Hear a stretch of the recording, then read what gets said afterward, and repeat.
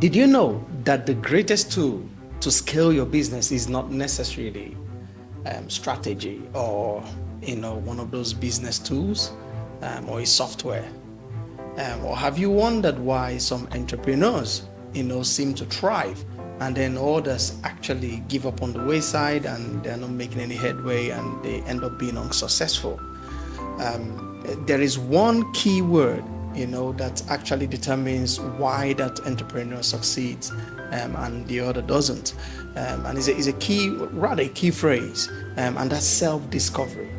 Now I'm going to read a quote by Carl Jung, where he says, your vision will become clear only when you look into your heart.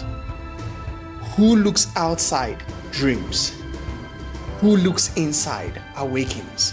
So the reality is that if you're going to really establish your dream, become successful, it's got to be an inside job that then comes outside, to fulfill the dream. So today in this video, I'm going to be, teaching on this key subject, self-discovery, and how it is the foundation to any job, success in your job, success in business, success in life, and just simply in anything that you do.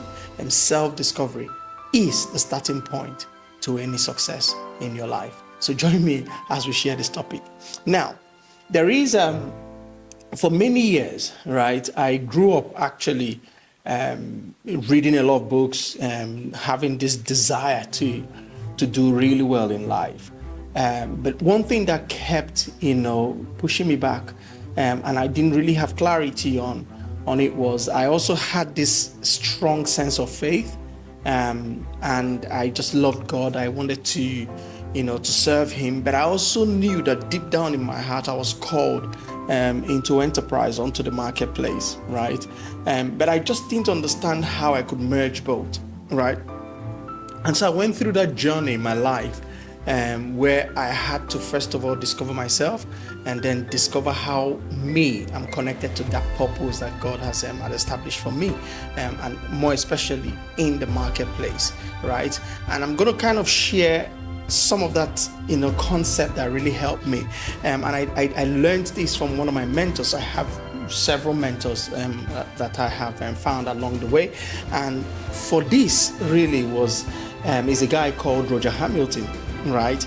Over this video and probably in a few other videos to follow, I'll teach some of those things that actually help me paint a picture on how to take my life to where what my purpose is, and also to be successful in my life.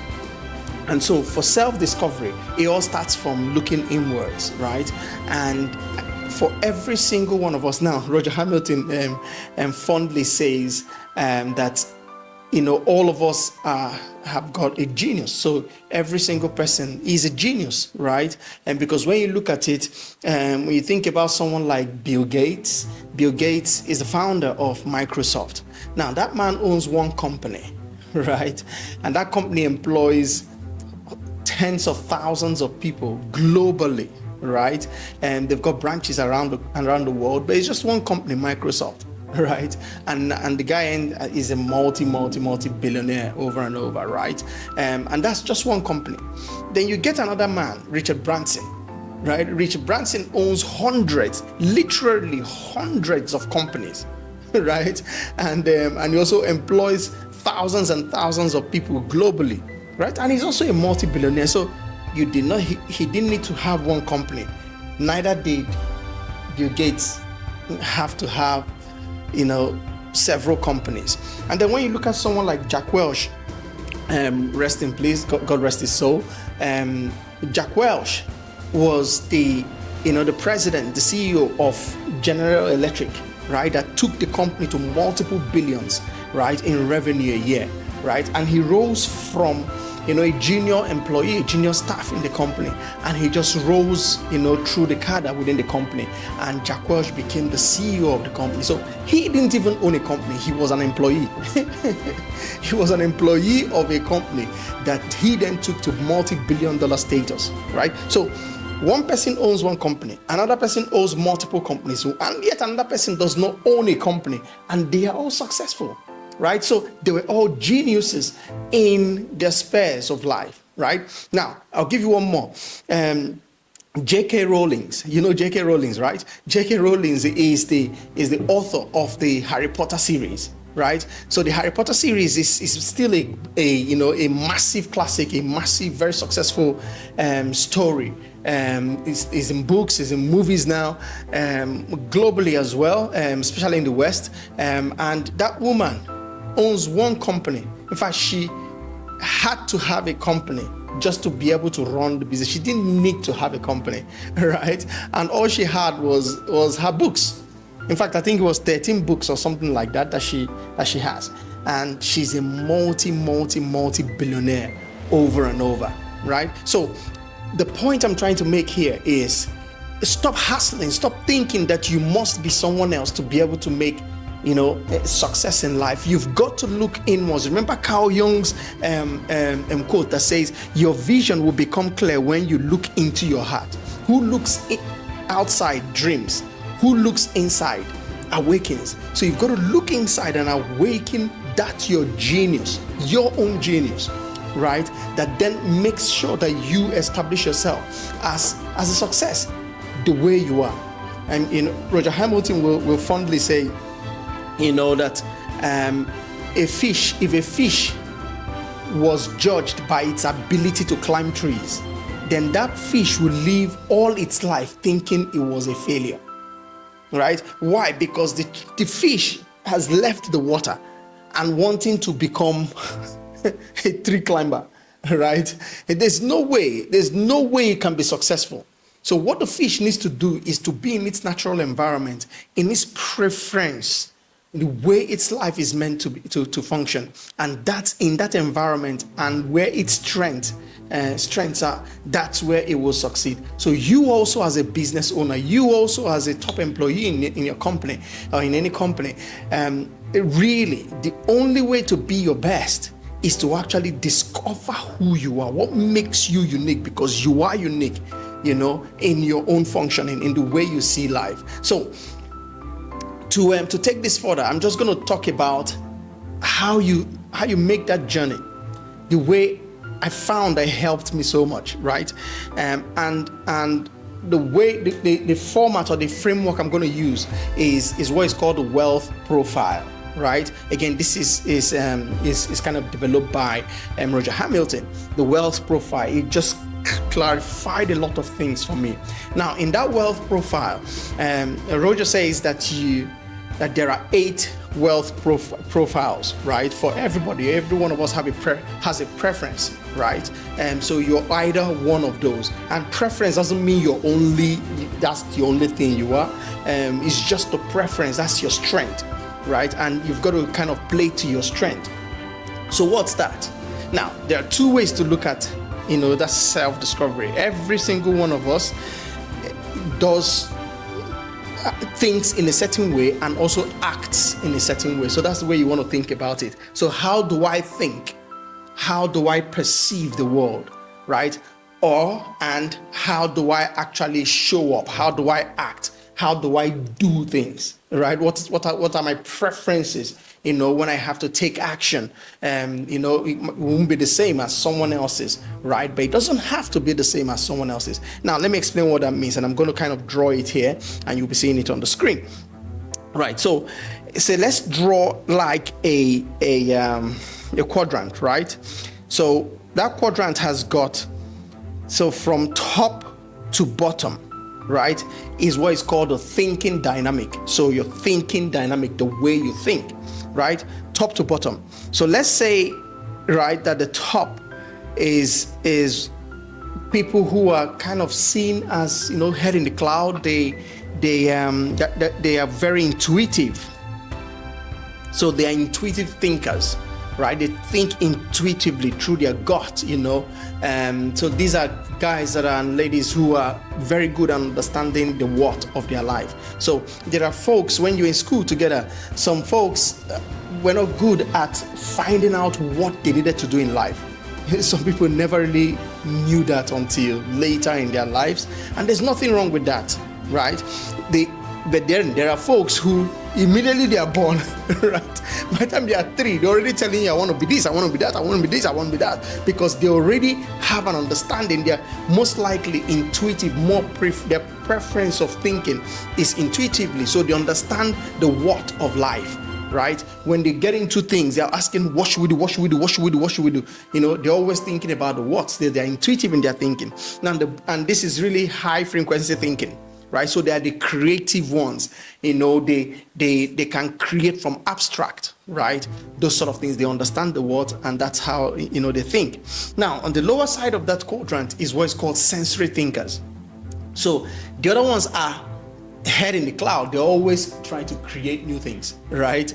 But then the other folks, the other way of thinking, and that might be your preference might be sensory.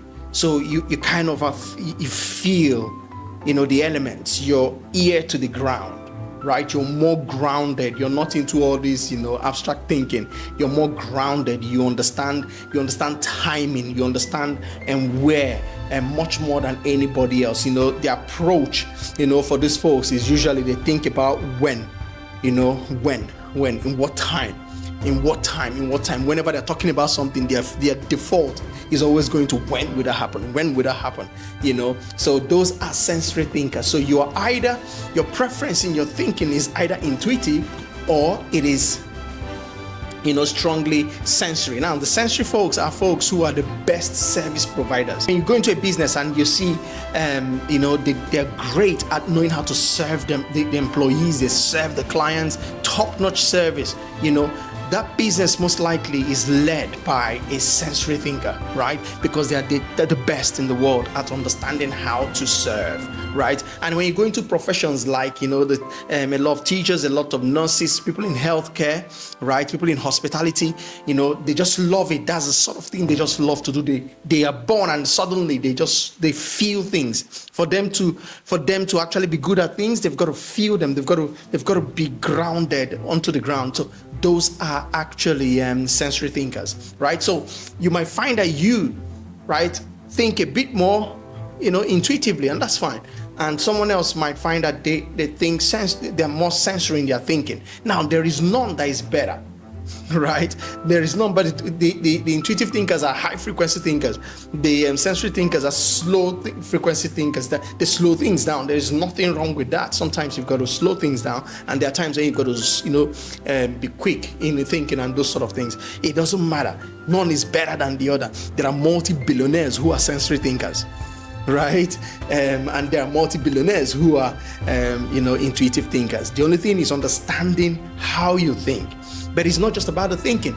Now, it's how you also show up in the world, how you act, your preference in acting. Now, so we go back to that quadrant, right? And so top to bottom is thinking dynamic. So it's called thinking dynamic, right? And then left to right is called action dynamics, right? Action dynamics, left to right, right? So those who are on the right side of the quadrant are extroverted in their action, and those who are on the left side are introverted in their action.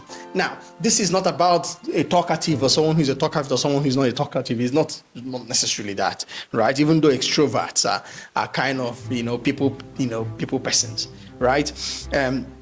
So extroverted in their action means that they usually will show up in front of their vision. They always like to be in front, right? They like to show up themselves, right? So when you think about people like Oprah Winfrey, everything she has done in her life has had her name on it, right?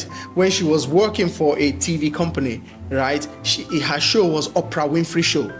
Right. And then when she finished from them and started her own thing, what was it called? It was called OWN. Yeah. And what is OWN? It's Oprah Winfrey Network, right? In fact, her other company was called Harpo,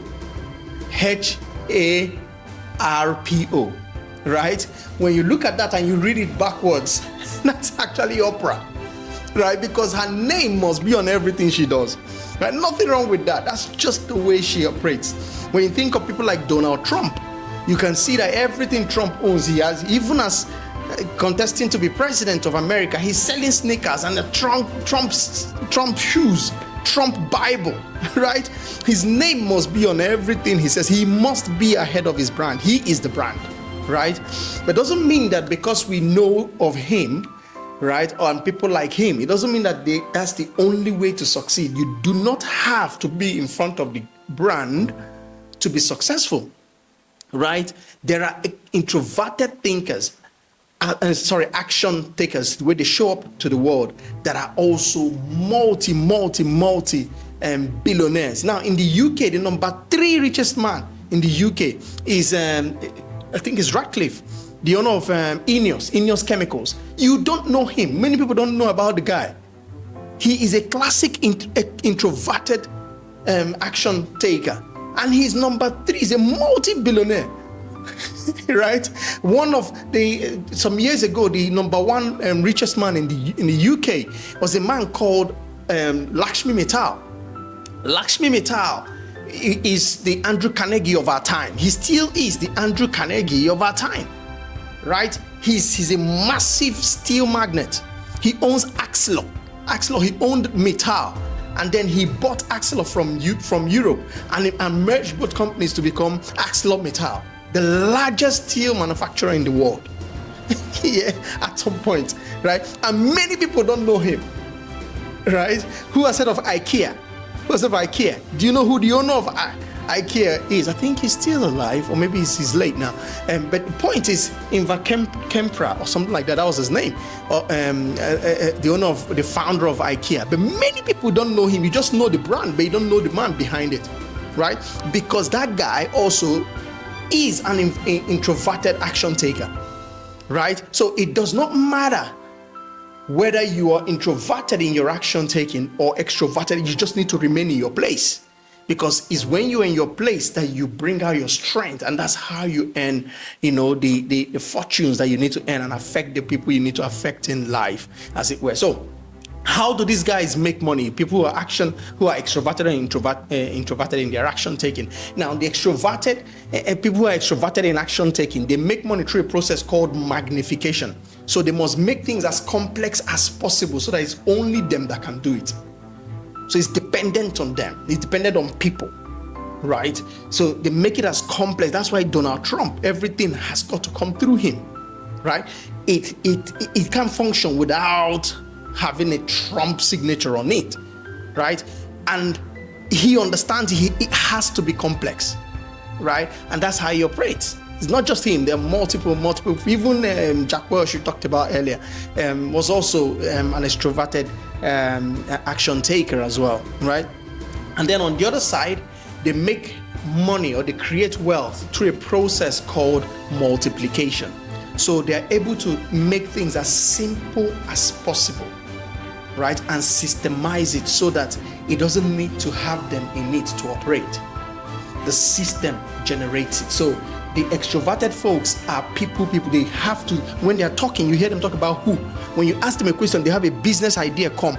The next thing they are thinking about is who. Who is the person that is going to do this for me? They are the best connectors. They are the best people connectors, because they know who can do everything.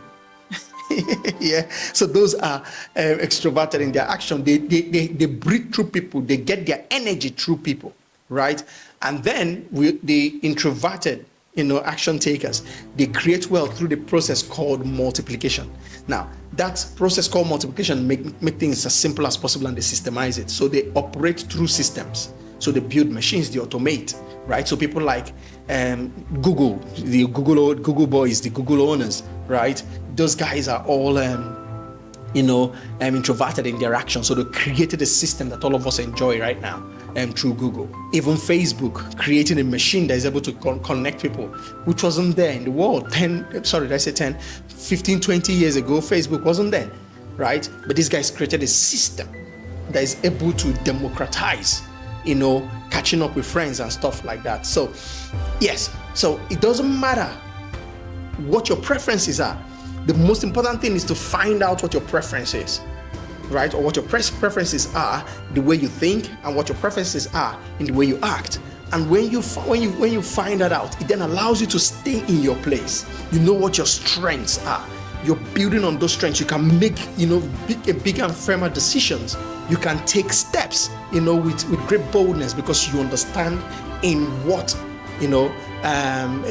area that you're strong at, right? Now, I'm going to do something for you as well. I'm going to leave a link in the description of this video that allows you to take a test. It's a free test. That's where I started from. It's called a Genius Test. It was created by, again, that mentor of mine, Roger Hamilton, right? The Genius Test. Free. Just go there, take that test. It tells you what genius you are. So are you what genius you are, and just gives you an explanation of what it is, and it starts to, it brings you out into that process of self-discovery even more, because this is where everything starts. Now, because until you do that, people who find it difficult to actually get off the ground and do things, because some people are questioning themselves and saying, oh, I can't think of ideas like that guy, so I can't be successful. It's a lie. That's not true, right? Because you don't have to be like that. There are multiple people who are sensory thinkers, and they are multi-billionaires over. Even Warren Buffett. Warren Buffett is a sensory thinker, right? He's an accumulator, right? In this world profile by Roger Hamilton, right? Warren Buffett is. so he is not an intuitive thinker, and for many years he was world's richest man. Right? So don't. And his business is still Berkshire Hathaway still owns multiple businesses globally, right? And they still own a significant amount of even brands like Coca-Cola, right? You can see that. So you don't have to be the noisy type, the stars, the people who come out, show themselves. You don't have to be that if that's not you. But sometimes you need to do that if you're going to be marketing your business. It might be good to do that, but you don't have to do that if you've designed a system that does the marketing for you, or if you can connect to people who are good at that and they become part of your team and they can do that. So all those sort of things you can learn how to do. But the first thing is for you to decide or discover who you are. And then you can understand the things that you're strong at, and the things that you're not yet strong at, you can now find ways to either delegate them or bring them in as skill into your business. I hope this has been very useful for you. If you have any questions, please do ask, and I'm sure I'll be able to support, right? But at any point, go ahead, discover yourself. Right? And someone says, Bernard Williams says, man never made any material as resilient as the human spirit, right? So it's what comes from within you that will overcome any challenges, right? But you need to know what that thing is. You need to know what your own spirit, you need to know what your own self is made of to be able to be resilient against all challenges. Okay, so I wish you all the very best, and let's connect soon. Take care.